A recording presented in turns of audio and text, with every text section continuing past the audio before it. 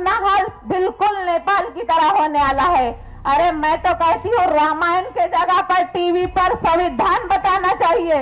तो रामायण के जगह पर टीवी पर संविधान बताना चाहिए।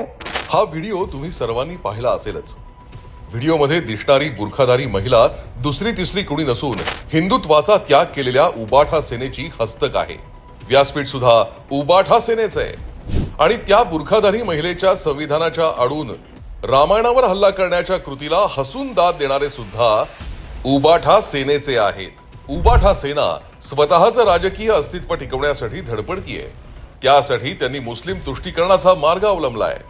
पण त्यासाठी ते आणि त्यांचे बुरखाधारी हस्तक संविधानाच्या आडून रामायणाला विरोध करतायत। पण ते विसरतायत की भारतीय संविधानाच्या मूळ प्रतीवर सुद्धा प्रभू श्रीरामांना स्थान देण्यात आलंय।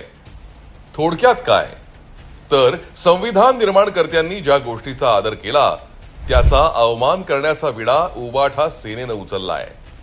बाकी त्या बुरखाधारी हस्तक ताईंनी उबाठाच्या राजकीय अजेंड्याला बळी न पडता मुस्लिम समाजातील महिलांच्या आणि एकंदरीत सर्व महिलांच्या उन्नतीसाठी काहीतरी भरीव कामं करावीत अशी सदिच्छा।